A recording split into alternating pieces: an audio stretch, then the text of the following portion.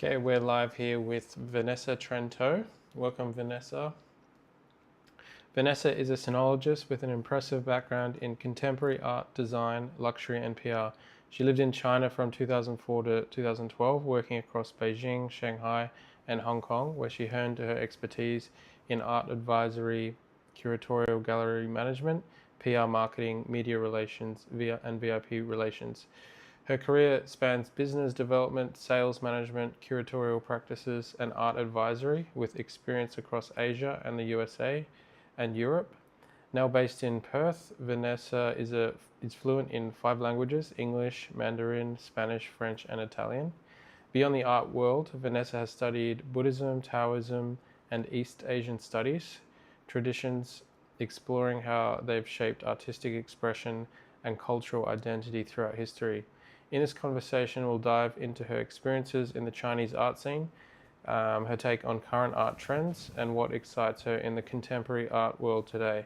She'll share insights on the challenges of emerging artists, how to get noticed by galleries, how to build meaningful connections with collectors.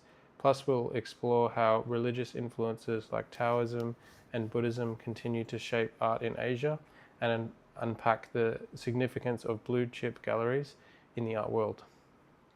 So I want to, start off to understand your story and how you got interested in art. Did you grow up in Italy? Yes, born in Italy and grown up in Italy, in Turin.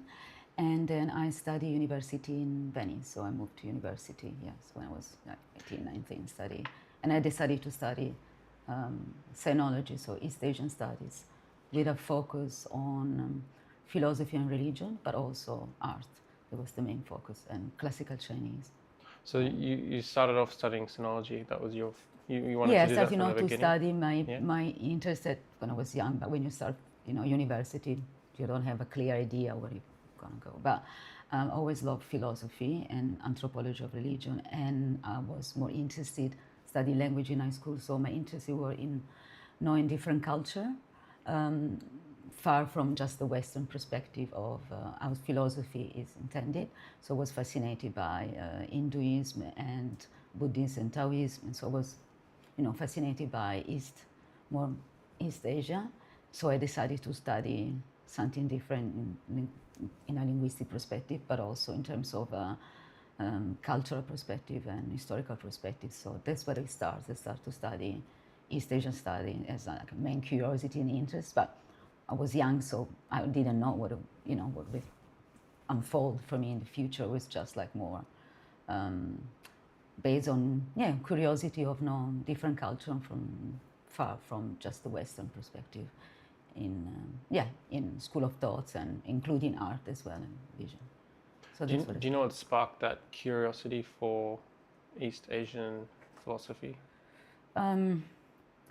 I was always interested in Hinduism and Buddhist spark. I have actually a friend that was older than me, that she studied Chinese. It was a kind of mentor for me.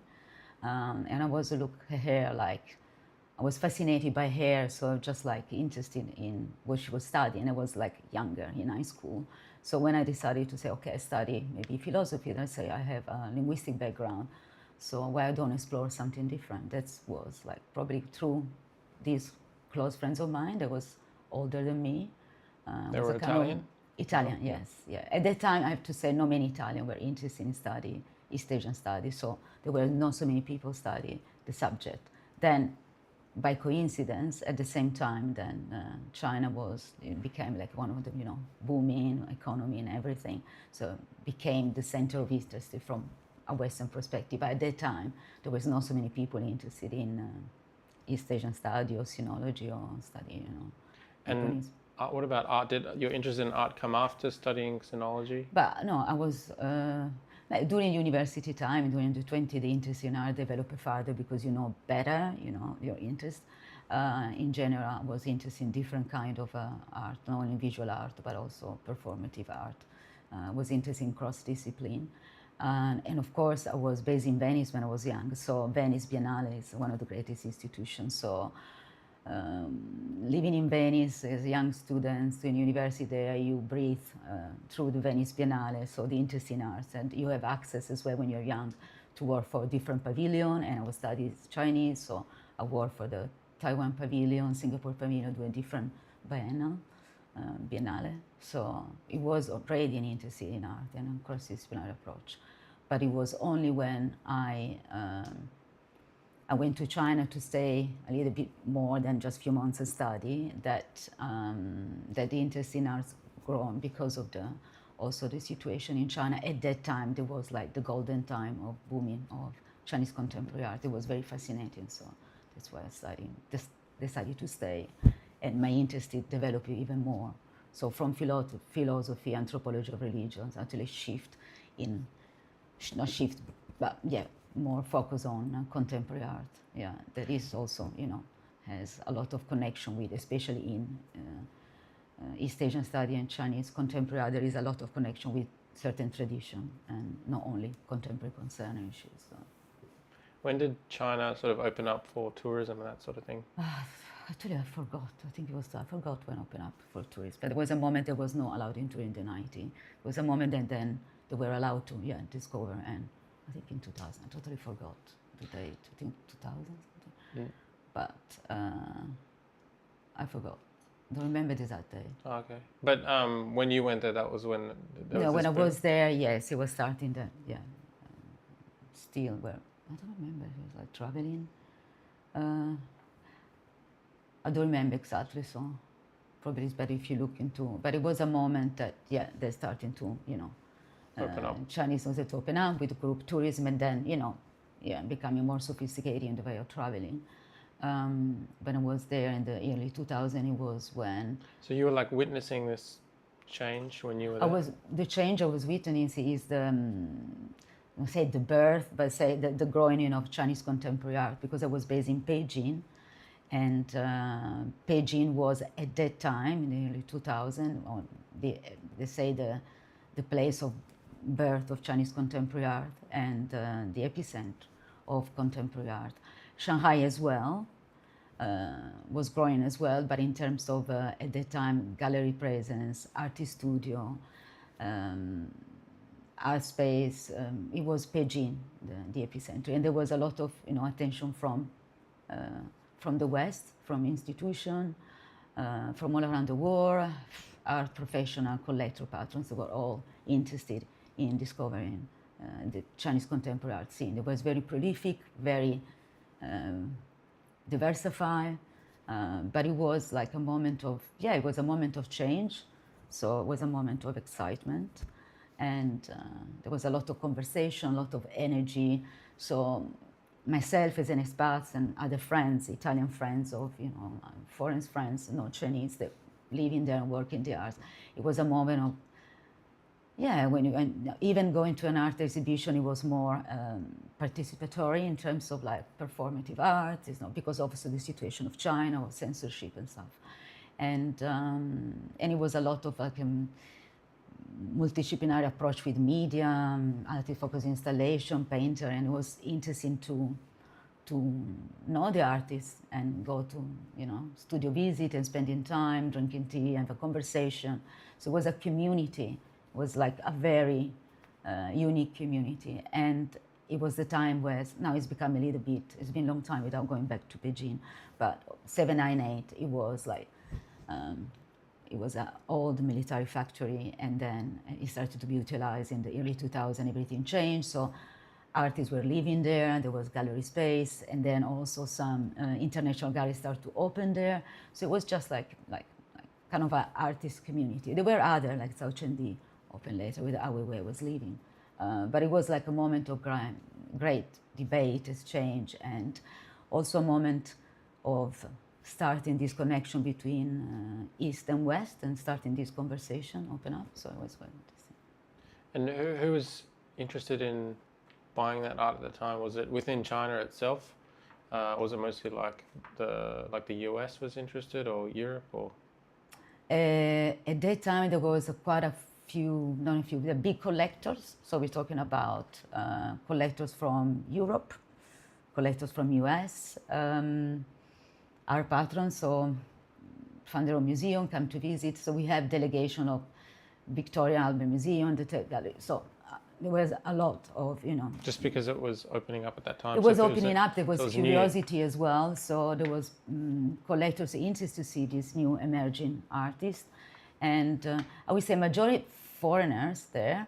But of course, it then became also, the Chinese collector interested in Chinese contemporary art. Yeah. So it was because it was new and it was different, and it was contemporary, whereas maybe in the past there'd be. It was different reason, but it also became very interesting, and there was a lot of dialogues going on after, the political situation in China, after Cultural Revolution, and so there was a lot of like a socio-political intent in the art, kind of like more avant-garde in relation to what happens to East Asians. So there was a lot of movement going on.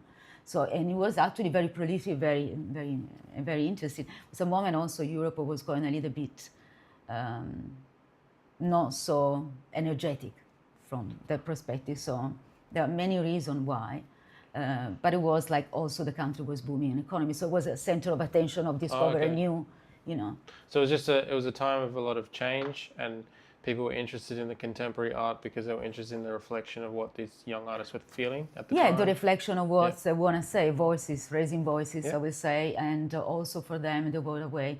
Some of the artists, they spent time even in Germany, like influenced by the German abstract expressionism, depending on some the pop art. So there was this combination of influence from directly or indirectly from Western culture, but also reappropriation through their own, discovery through video installation, different media. So there are different artists that. Also, it's like it's just technology. Yeah. Chinese artists are they use. We see everywhere now with AI. So they have these. Some they use also VR of AI, artificial intelligence, or use of digital of technology in a cross-disciplinary way, but also in a way of start a conversation of in a critical way. It's not just applying digitality, but a way to use technology to criticize certain aspects of society or consumerism, or the China was changing, so the artist was criticizing this change of consumerism as well. So also a debate, a dialogue, contradiction between tradition and the political situation, then consumerism and East and West. So but I don't want to generalize. There are different artists with different approach, and So you were traveling there on holiday, or you were working there, or no, I was living there. So I just decided to leave to spend 6 months for improve my Chinese. I was living in Barcelona at that time. More for an institution from government called Casa Asia, that it was fostering relationship at any level, cultural, economic, between Asia Pacific and Spain. Then I decided to spend 6 months in Beijing visiting friends, and I have my professor at that time. She was doing some research about a Buddhist monk living there, and so it was the idea to go there, and then decided maybe I start some study focusing more academic, and then when I arrived there, I was just like only start and end, so meeting friends and artists, and so I decided to stay because it was very unique, very interesting moment to be. And I loved Barcelona and Spain. It was fun when I was young, but I found more interest in China at that time. It was more challenging, but much more interesting. Yeah. So what interested you personally about the art at that time? There are different artists that I like, and mostly interested in some, but everyone has preference. I like different artists with different media approach. Actually, I'm not into much figurative or painting, but one of my favorite artists is actually a painter, Liu Xiaodong. He's one of the most fabulous, I think, painter. You have to see his work for real to understand the way he portrayed society in China and individual, using this a very strong expressionism.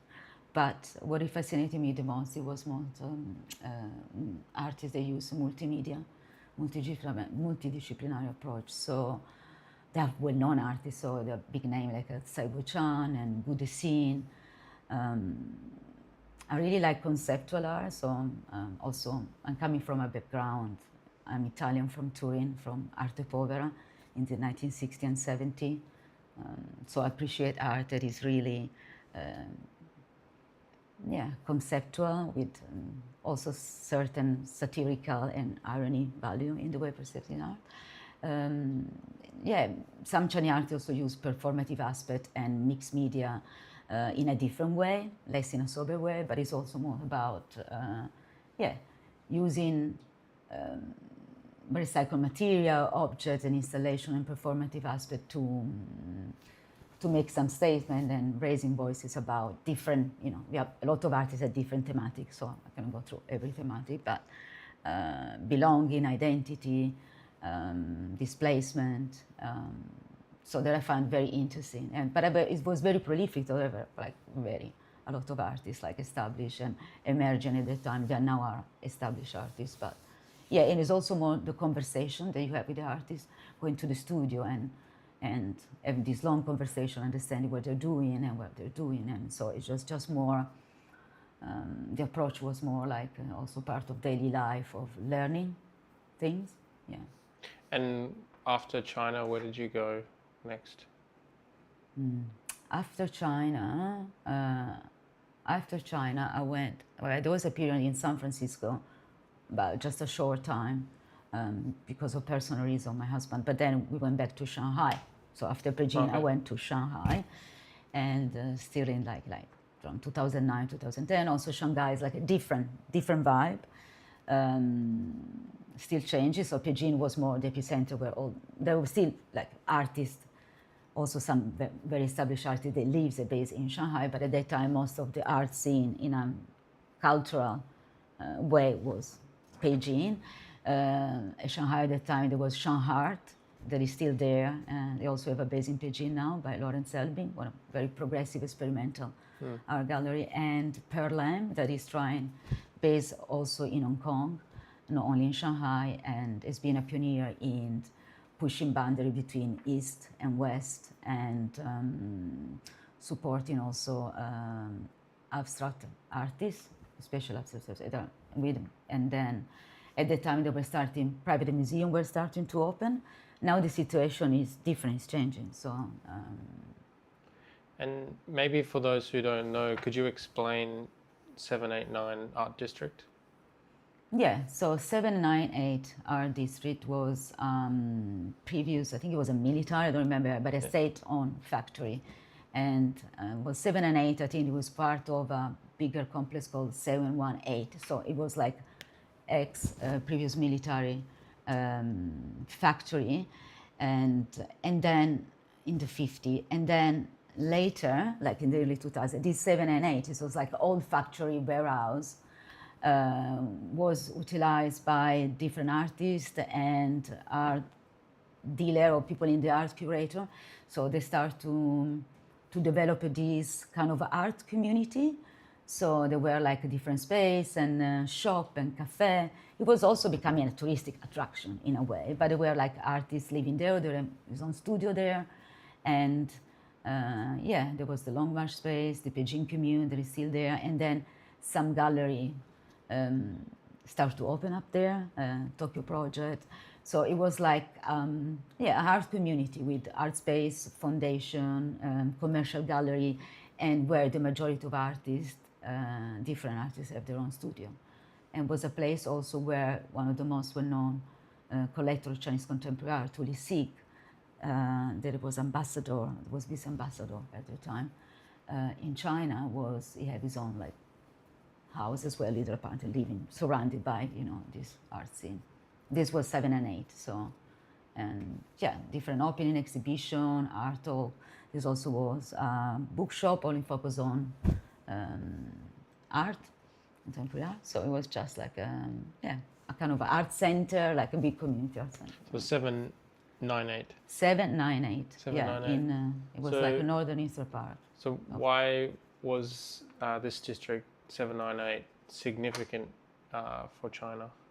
But it was significant in China because it started in Beijing. It was one of the first place is like birth of Chinese contemporary art booming and forming and redeveloping. That was at that time. Then there were other centers with artists who live in South Chengdu, but now anymore. In Shanghai, it was a similar, but not at the same level. It was like more like different gallery tiers, like more small gallery. It was M50, but it was different. It was more like foreigners art. It was different in a way. So like 7 and 8.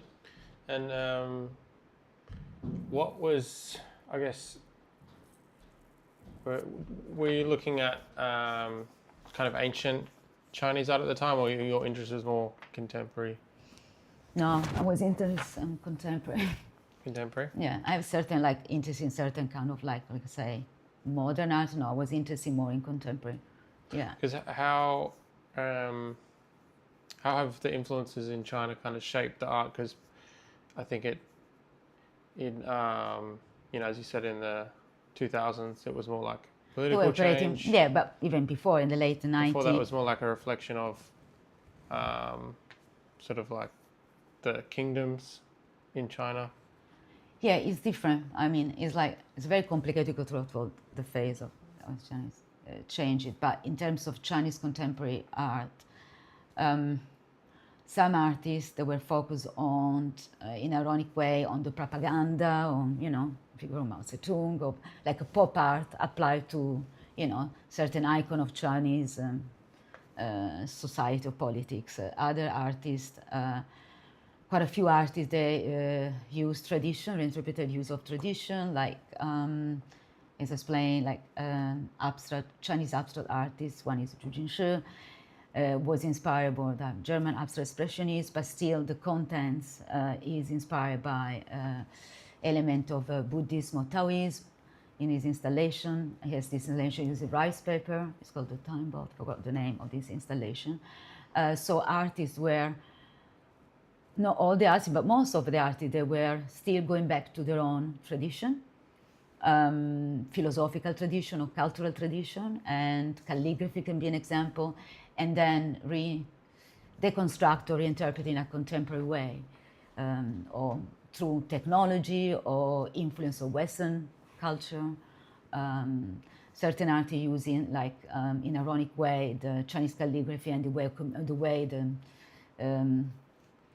Chinese government will communicate through propaganda. And, for example, Xu Bing was an artist using this calligraphy without meaning, so invented character and create this beautiful installation. One is very well known, is A Book from the Sky, I think 6,000 characters, and using this installation to raise an issue in regard to language and communication and misconception and misunderstanding through, different ways. So, but tradition in a lot of Chinese artists, or Zhang Huan, performative artist, and then in his work, like using called ashes painting, he using like antique door from different dynasty and deconstruct and create installation. He's using like ashes from the temples to create this artistic work using collage. So they always like a way for Chinese contemporary artists to go, not all, but to go back to Chinese tradition. Yeah.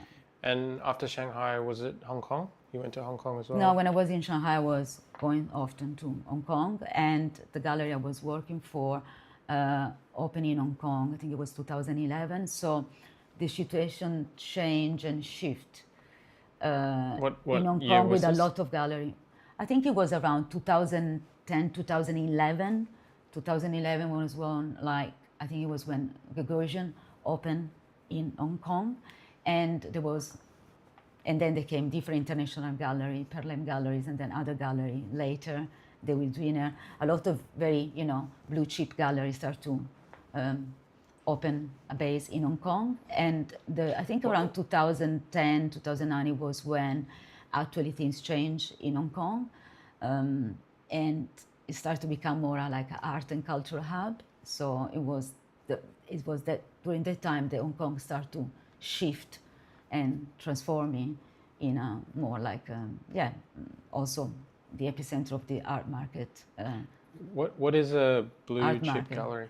just established gallery, like a very leading, international leading gallery, like established gallery, like the main, more Can established. any gallery say they're a blue chip gallery? You have to have a certain. No, the most well-known, renowned gallery they have. So it's not an official title. It's just if you're. I just say leading gallery, well-established gallery. Oh, okay. You know, well-established gallery. Yeah. Yeah, I mean, there are some, you know, different tiers in gallery that like emerging gallery. You know, mid-tier gallery. They are different. You know, level. So it's a big international, well-known, with a high reputation gallery. And so how did Hong Kong? I guess. It was this international hub of trade from different parts of Asia, and then the art world kind of I mean, it's very, you know, I think one of the things happens and changed it was already with Art Hong Kong. Prior Art Basel decided to open in Hong Kong. Okay. During this year, 2010-11, when the gallery started to, you know, move into Hong Kong, and Art Basel they start to open with the art fair. They're one of the major art fair. I think it was, of course, Hong Kong is also from a, you know, financially perspective, a good place, financially to be, you know, for gallery to be based. And there is a potential of collectors coming from neighborhood, even Singapore, Hong Kong as well, and also China. So I think it just like unfold in a way. And also, I think one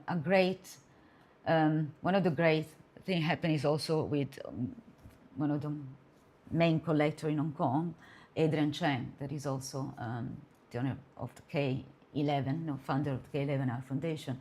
And of course, his family was from a family of development, and he decided to use this real estate development in a strategic way for developing Hong Kong in a cultural and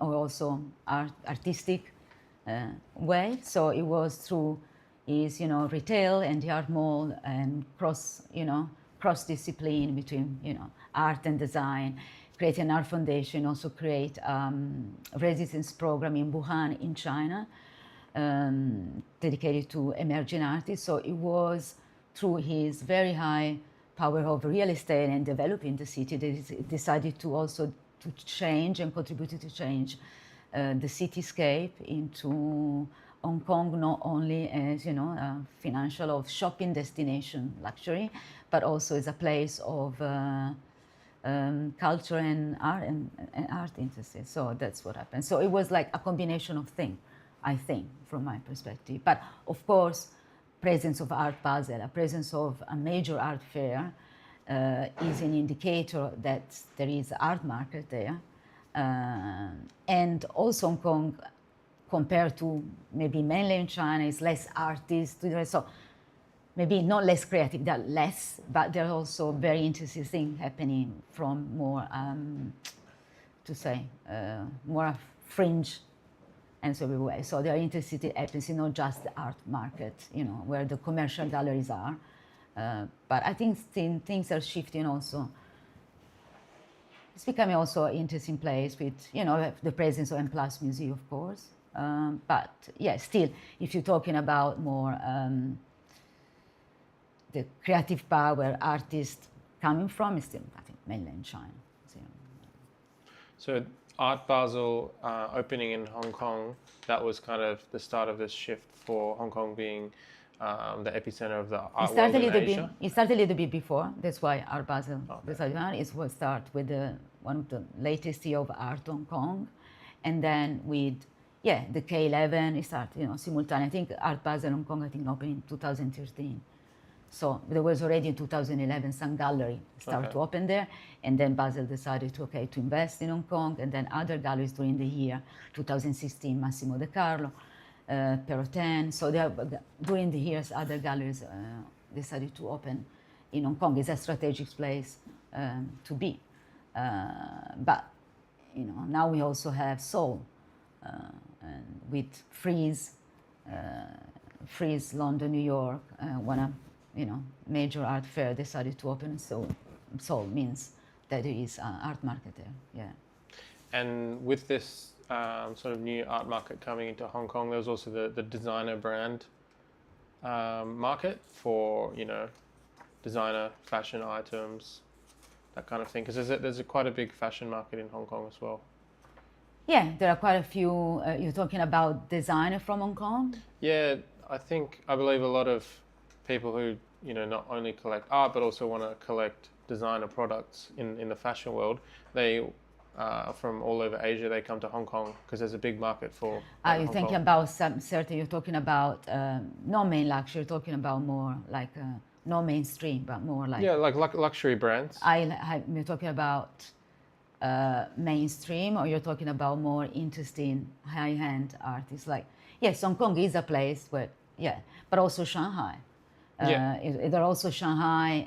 There are also Chinese designer in fashion from China mainland that they're becoming quite high level of reputation through fashion show, like Uma Wang is from Shanghai and Ziggy Chen. But yes, they say Hong Kong is more the cutting edge. It's always be a destination of kind of luxury, you know, in Asia. yeah, in fashion and but also Shanghai now. But yes, in Asia, yes. And is that because Hong Kong is the kind of epicenter for the art world in Asia? Is that sort of shifting now? So it says yes, is one of the epicenter. I think at the moment it's still because of the art market. I'm talking about art market destination. Yes, with the presence of international gallery. Yes, in that sense.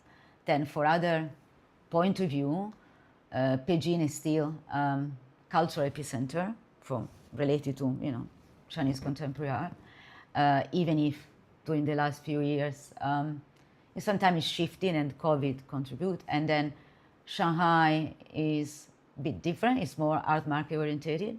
It's just but there are a lot of during these last 10 years, a lot of private museum open in Shanghai. At my time, it was like, I think only the Band.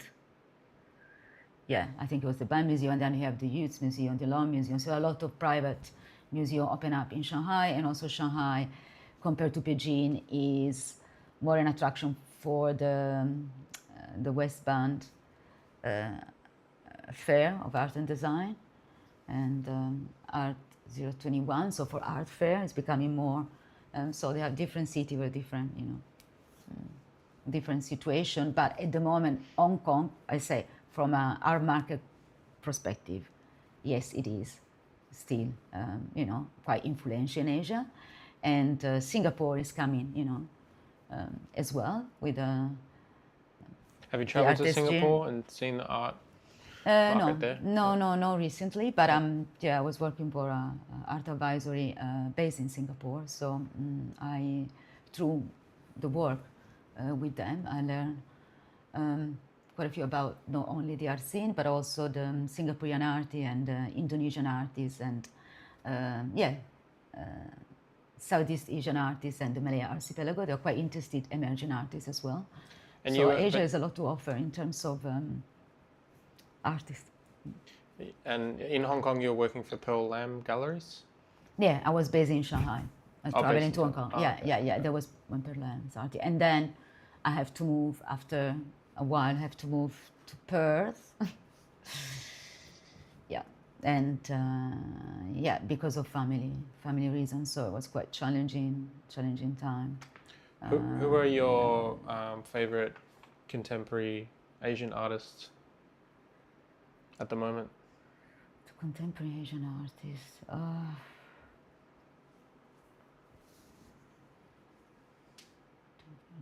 There's quite a few. I still like. There are quite a few. I think. I see Dan Vo, that is Vietnamese background. He's not Asian, so.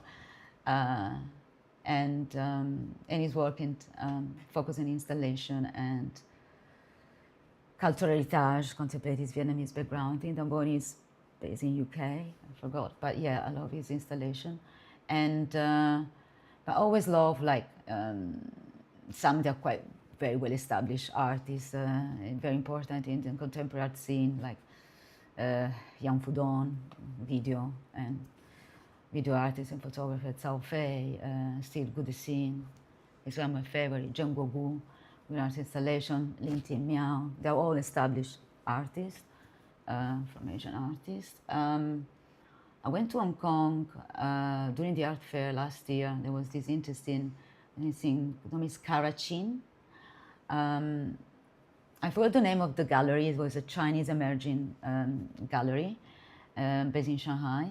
And she's British-based, Singaporean background, I believe. And she was working very similar, like a miniaturism installation, reproducing like old cinema and so auditorium and theater and cinema, and it's all focused about anachronism. He was very interested in symbology in Chinese culture and also fear between, you know, the uncertain future through technology and tradition. I found her very interesting. I think was also mentioned one of the promising artists at the fair. And then another one is Mendia Sieg. She's from Malaysian background. She's, I think, also British based, but she works with this silk screen and using words, element of you know, media and poetry and words. So I really like the artist. My focus is, I appreciate the artists are cross-disciplinary, and yeah, not only Asian artists, but also I really like the work of British artist Oliver Beer. He's a musician, a composer, and a visual artist, and he works through interdisciplinary between sounds, painting, installation, and video. And he believes in the property of sounds, of also objective sounds, and yeah, he works in a very interesting and beautiful way, and moving way through, yeah, different discipline, and appreciate it because he used also the topic of, you know, belonging, identity, and some very important subject at the moment like hybridity and polyphony, and also Alicia Quade that does beautiful intervention installations and using, you know, philosophy, poetry, and reconstruct and deconstruct with this installation object. So I like, there is a lot of artists that I like, and also, yes, another one is like Hong Kong based, but he's from China, it's Zhenpo, that is focused on working with natural elements, nature and futuristic elements as well. So it's based in Hong Kong, and is focused, of course, in the Anthropocene. This is another topic I'm interested in. So artists that look into, you know, relation between humanity and nature, and the climates and the environment, and but also another focus.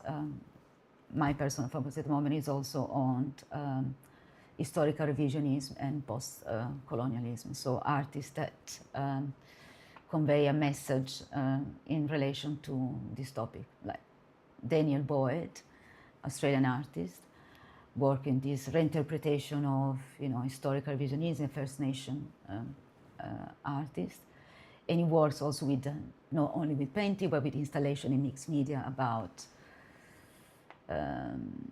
yeah, memory and remembering and reinterpretation of history. And not only Daniel Boyd, Michael Armitage, it has the same topic, okay, use different media. I think this is a very important topic, and you also want to look to some minor artists and minority and talk about, yeah, I think this is a very important topic, and there are quite a few artists I'm interested, they use their own background as immigrants or, you know, cultural heritage, and then combine with, you know, topic, contemporary social concern in connection with, you know, yeah, historical revisionism. Think about art, Western-centric perspective of art is changing. So that's why it's important that Asia and Asian artists, not only China, mainland Hong Kong, but more in like Southeast Asian and India and other continents, and Africa as well, for that, can have a voice you know. And if you can think of maybe one piece of art specifically that has stuck with you over the years, and that maybe has moved you or influenced you the way you see things, what work would that be? And you thought it was quite a powerful piece that stuck with you. I think there are quite a few that stuck with me. I think instead of a specific work, I think it's Joseph Beuys stuck with me. I think I really like his work, his legacy. And Gordon Matta Clark, an architecture, deconstructed house, that kind of work. There was one, is still in the permanent collection at MoMA in New York. It's just an installation, a split house. But this kind of intervention are stuck with me. It's not a specific piece of art. This kind of artists that they combine pushing boundaries and working with other artists. So also an idea of approach art in a collective way, cross-disciplinary art and life, deconstruct and avant-garde is the things that are more interested in me. So it's not a specific art that I can go through and tell you if I have the money I would buy, but it's more about how art is intended and what kind of message is conveyed. So Joseph Beuys, 100%, Gordon Matta Clark, in terms of legacy, and some of Arte Povera artists as well. I would say, What about Penone, Pistoletto. Zhang Huan's work, where he had covered himself with the flies. That was Beijing. beginning. He started as a performing artist, covering himself with the blood. He had this one with meat and all the. It's very well known with the one with the flies. Sorry, and then the other one I think was in New York, covering himself with meat. It was a performer. He started with performative art, and then Zhang Huan translated through the ash painting series, and so I was working with this like some are part of the silk screen of door, and he does this collage mixing like news from the past, from newspaper, and I think he shifted quite interested. But at that time, he wasn't the only performing artist. There's another one is in my mind, but my brain is a little bit some time ago up and down. But there was a moment of provocative performative art. Think about a situation in China at that time. It was probably a situation in the late 16th, 17th in Europe, when movement of avant-garde and But if you have to choose, but if I have to choose one compelling work for me for Chinese art, there are a lot, but in Chinese art I would choose probably A Book from the Sky of Xu Bing. Also because I love deconstruction in language, so that's one of my favorite pieces, I think.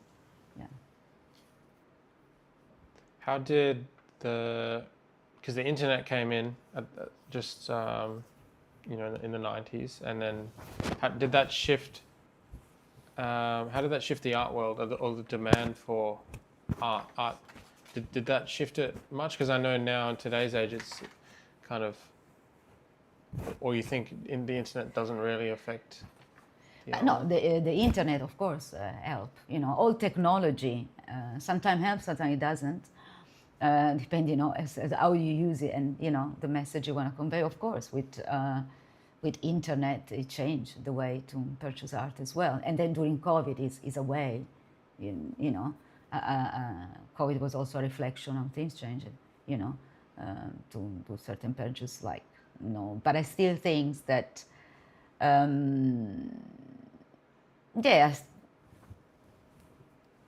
it's quite difficult, but I still think that collectors like to buy also the physical world still have an importance. Of course, there is advantage of go online and then there is Instagram and DM, the way make things more accessible. I think it helps to collectors to have more knowledge and make things accessible, because you cannot always travel around the world for art fairs, so it's very important. So art fair is important because in one single specific events you have people from all around the world and gallery. So it's a way to share, connection and work with knowledge of artists. But of course, the online helps to, to grow knowledge about contemporary art.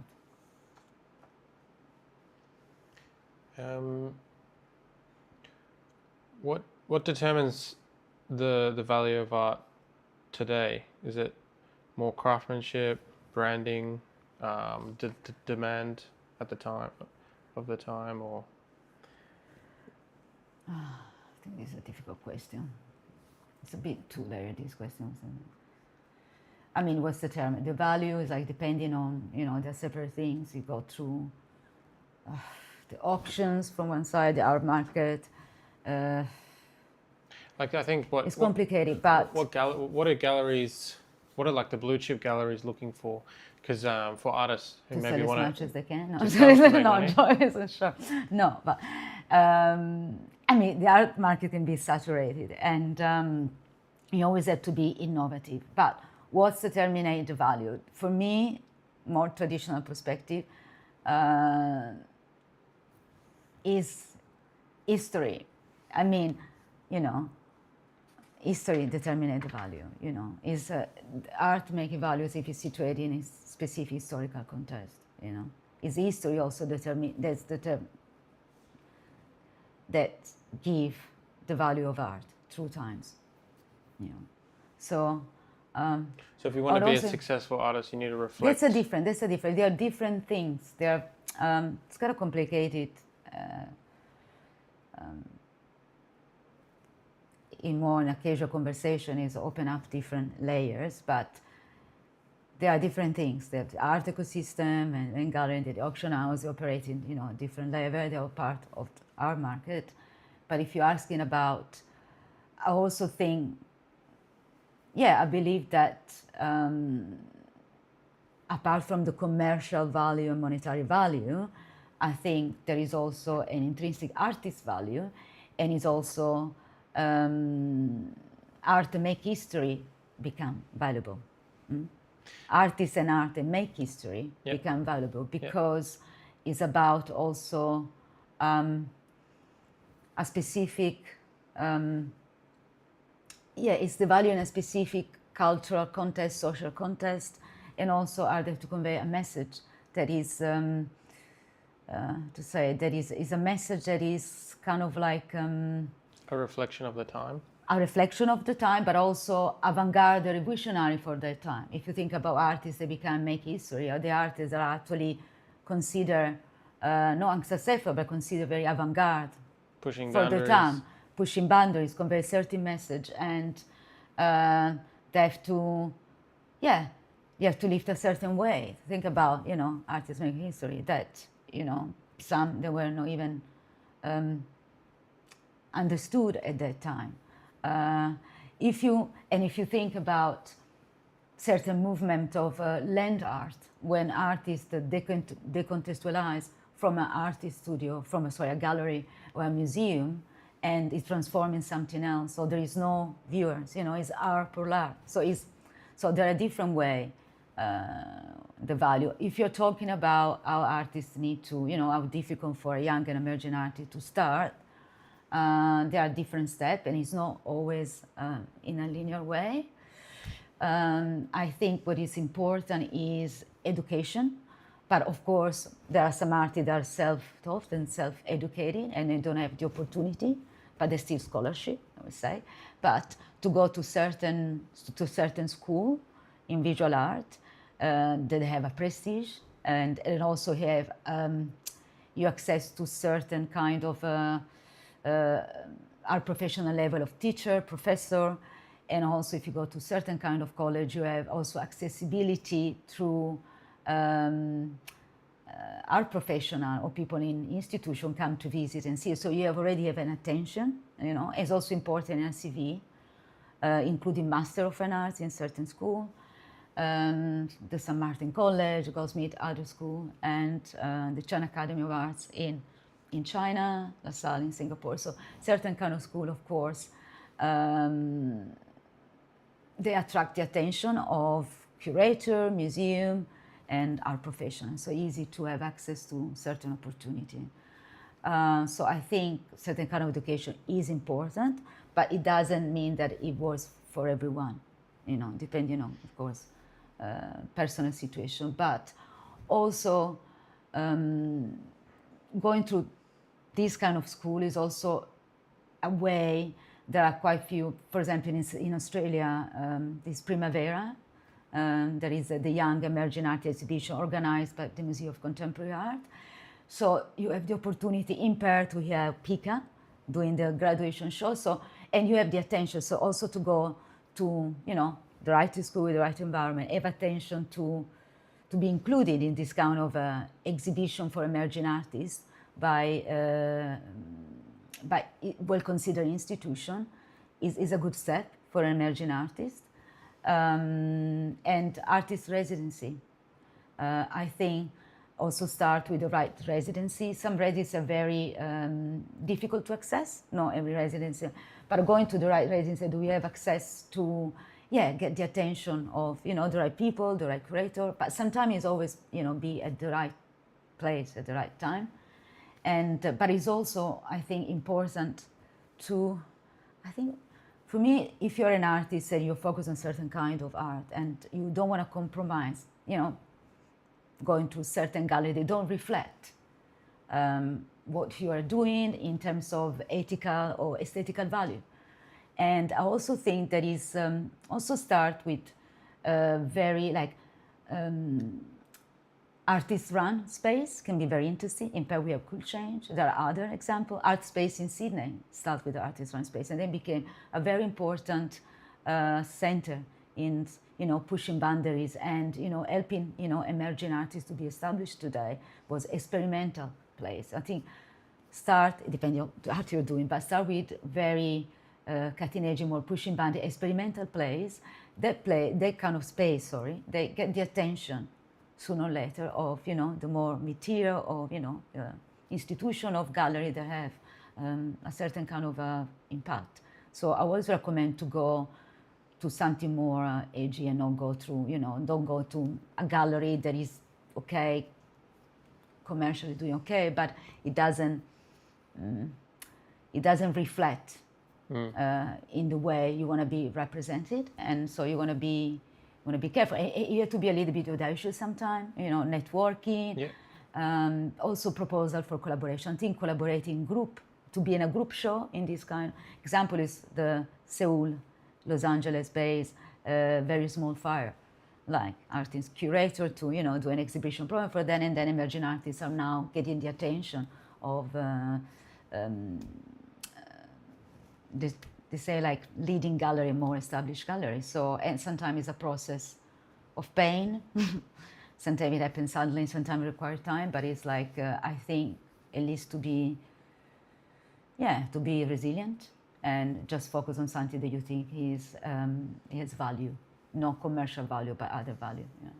So education, networking, finding a gallery that matches, your education, sort of going to the right group shows, collaborations. Think about in a collaborative way, and knowledge is important. Learning when you do residency is also a way, a platform to be inspired by other artists, and yes, your work can be inspired. So it's important. I think also collaboration is one of the most important, and then yes, sometimes be at the right place at the right time help, but also. Look for space that are also more experimental at teenage, because this kind of space that also they can get attention from other big institutions and galleries, and So you've worked in Europe, obviously, the US, China, and you've come just a tiny bit, and then you've Perth. come to Perth. You've come over here for family reasons. But what do you think about the Australian art scene? It's changing as well, I think. I mean, everything in the last 10 years, I think. The Australian scene, but Perth is a bit different from the Australian scene if you're considering Sydney and Melbourne, the art ecosystem in terms of gallery and institutions is a little bit more developed. Also, Perth is Australian in general is isolated. So the isolation made a little bit more challenging for the artists to position themselves overseas.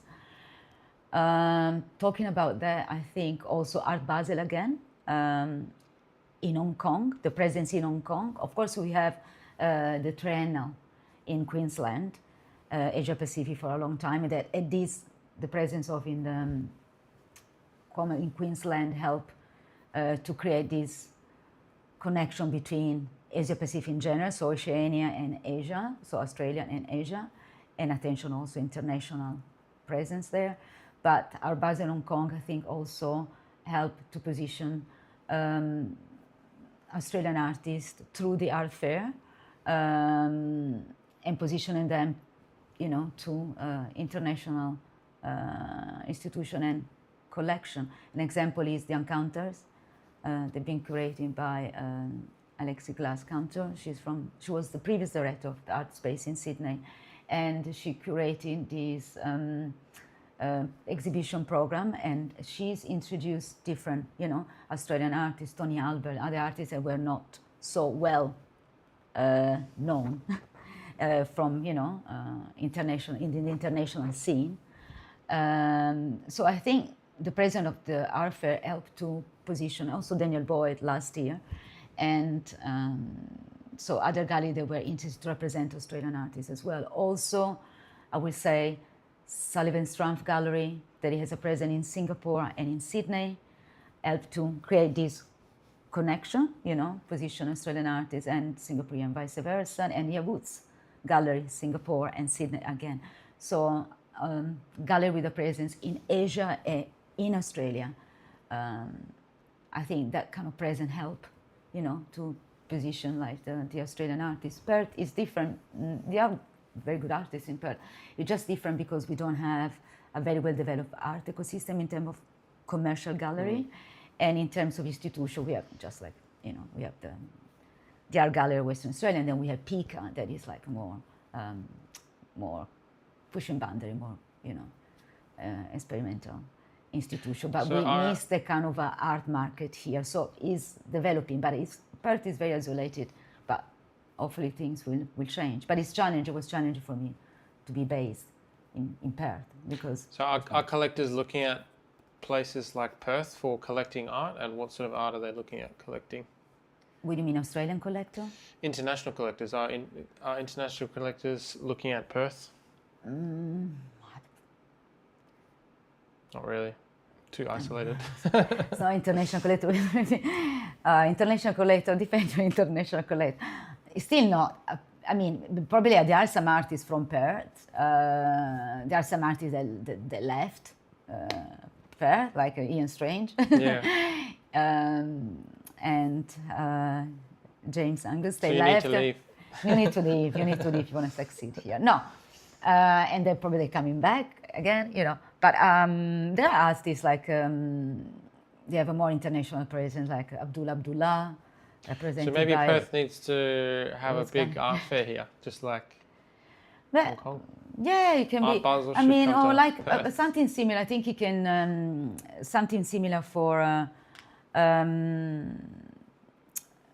what Melbourne does. I forgot if it's Primavera, the name of the small art fair salon. I forgot the name, have a blank. But anyway, probably, yeah, or something similar. We started, you know, to have art weekend here and step by step. But because of the isolation, but the isolation can be also an advantage for certain perspective. It's not always negative. For networking, of course, it's negative. But yeah, probably for Perth-based artists, sometimes I have to say that you need to leave. You need to leave and then come back. You need to, you know, go through artist residence. Probably Sydney and Melbourne, they are more. The art scene is a bit more. Yeah, you offer more opportunities, and it's easy to, you know, to position. But also, depending on the artist, yeah. And I think my last question. So, what? Something light. Light? Never. Favorite Never food. for you. God. Favorite food. Favorite food? Okay. No? Well, I wanted to ask what philosophy, like East Asian philosophy, has helped you or guided you or influenced you over time, and why? Which area Which area? in East Asian philosophy Help me in terms of influence you? neurosis or Influence you in terms of your work and your life and how you see the world? Yeah, I think that is not only, we will discover, because when you talk about archetype, there is a lot of things common in different culture, also like Western culture and Asian culture, in terms of archetype and certain kind of philosophy and mythology perspective. What it helps me, of course, is, I think, is the way certain kind of philosophy, and then include like Taoism and Buddhism, the way you perceive reality and relation between human and nature has unity. So is most a concept that is going behind the dichotomistic view of the world. See the things like body and mind separated. Is more a way of view things as knowledge as awareness of something that already exists. It's not an external journey. Knowledge is just to perceive something is already there.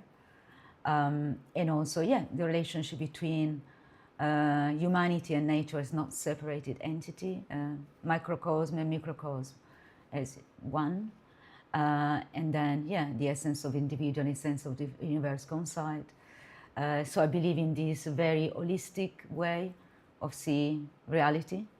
And yeah, that helps also in a way of the way of no interference, interpreted as like and follow with the natural unfolding of things and life and nature. And also it's a big topic right now with what happens with, you know, the way we approach nature. But the way also for the political situation now around the world, we approach human as well. So I think, you know, to have a different perspective is also a perspective that is not Western-centric. So it's more, yeah, it's more based on, I think, like fluidity, the cycle, the interconnection of all things. And in this way also talking not only from metaphysical or cosmological level, but also talking about cross-cultural and cross-racial and, you know, in terms of humanity as one. Yeah. Are you religious? No, not religious, no. Do I have to be religious? No. I believe in goddess. Okay. No, not religious. I like different kind of religion. I'm interested in, I say more school of thoughts and philosophy, theoretical and practical. I'm fascinated by it, but I'm not religious myself, but I believe in something that is more profound, the essence, but doesn't need to be represented by God. Vanessa, thank you so much. This was the 100th episode. My pleasure. 100th episode. So the most boring episode. yeah, thank you so much. A pleasure. Thank you so much for the opportunity. So where can people find out about you if they're interested in curation or PR or all the things you do? LinkedIn. Website. Yeah, LinkedIn is always good because I'm still working on my website. I'm still working, but because I'm probably with procrastination, I don't know what's going on. But yeah, I'm still working on website and working on my Instagram. So we say LinkedIn is the best way to, yeah, if someone is interested.